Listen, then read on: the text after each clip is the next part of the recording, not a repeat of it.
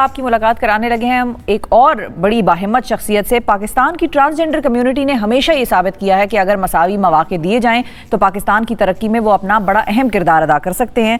और इसी चीज़ को मजीद साबित किया है हमारी डॉक्टर सारा गिल ने। कराची से ताल्लुक़ रखने वाली डॉक्टर सारा गिल MBBS करने वाली पाकिस्तान की पहली ख्वाजा सिरा डॉक्टर बनी है माशाल्लाह से, और हमारे साथ मौजूद हैं। अस्सलाम वालेकुम डॉक्टर सारा। वालेकुम अस्सलाम। बहुत मुबारक हो डॉक्टर साहिबा, आपको सबसे पहले तो आपकी डिग्री की बहुत मुबारक हो।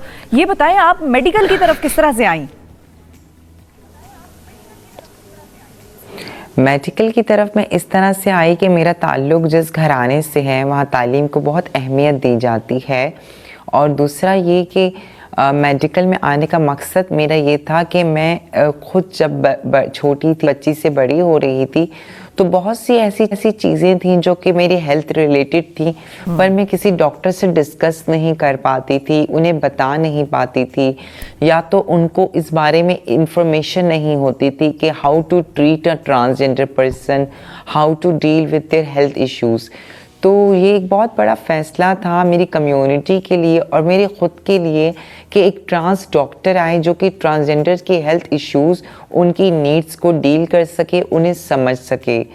और उसका दूसरा मेन सीन था कि मेरी जो बेस्ट फ्रेंड थी सानिया बलोच, उनकी डेथ ब्लड कैंसर से हुई और उनको कुछ हार्मोनल इश्यूज़ थे। अच्छा। तो उनकी डेथ के बाद मुझे ऐसा लगा कि शायद मुझे अपनी कोशिश को और ज़्यादा बढ़ाना चाहिए, और इसीलिए मैंने और जद्दोजहद की।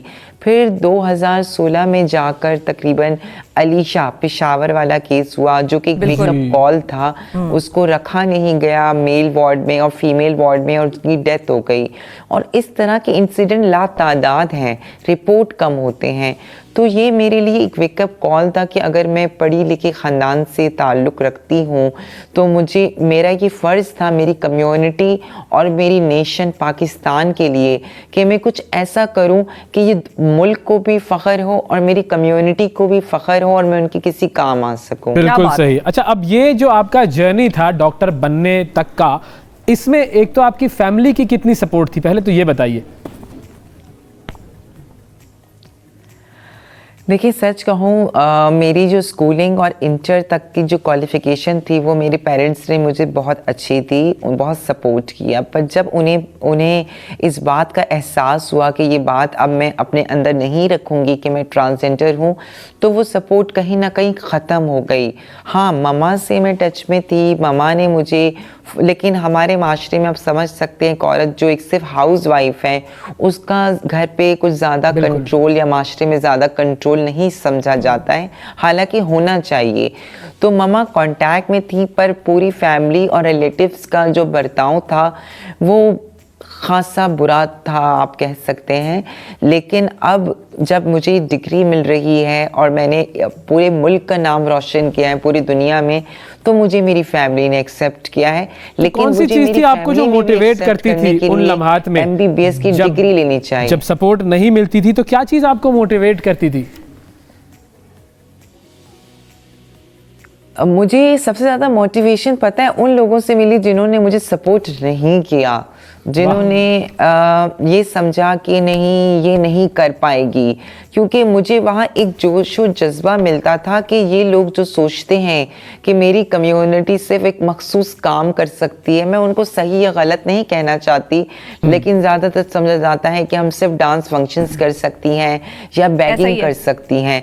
तो ये सोच जो माशरे की है ना, इसने मुझे प्रोवोक किया इस माशरे की सोच बदलने के लिए, और मैंने एक ऐसा प्रोफेशन चुना जो ना सिर्फ मेरी कम्युनिटी के लिए बेनिफिशियल हो बल्कि माशरे की तमाम स्टीरियोटाइप्स को ब्रेक करे। अच्छा, और ये आपने साबित अपने करे कि हम फॉर्म पर अपने आप को लड़का जाहिर किया था क्या? ऐसा भी कुछ सिलसिला है?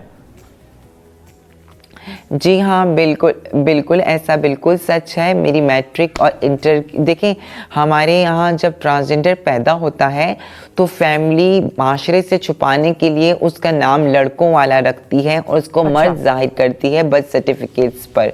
और जब आप आला तालीम हासिल करते हैं तो अब तो माशरा थोड़ा बदल गया है।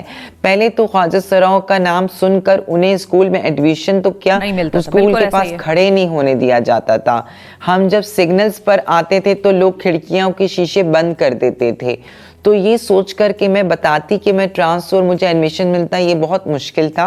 हाँ, सही। मेरा जो मेडिकल कॉलेज है वो बहुत अच्छा है, उन्होंने मुझे बहुत सपोर्ट किया, लेकिन 2 चीज़ों की वजह से मैंने अभी भी नाम चेंज नहीं करवाया। वो एक चीज़ कि मेरी डिग्री चल रही थी, उनका मैं वेट कर रही थी। सही है। दूसरी चीज़ हज और उम्रा का क्या होगा, मेरी जो रिलीजियस चीजें हैं उनका क्या ठीक है। सिनेरियो है या क्या शरीयत में दिया वो गया आपने है, figure out करना या है अभी। अगर मैं ख्वाजा सरा लिखवाती हूँ तो मेरा ट्रैवल, क्योंकि मैं पाकिस्तान की ट्रांस कम्युनिटी को इंटरनेशनली रिप्रेजेंट करती हूँ और बहुत सी कंट्रीज के फॉर्म्स में ट्रांसजेंडर नहीं है, हाँ, तो सही है, मुझे ठीक है। चेंज करना एक इशू है फिलहाल।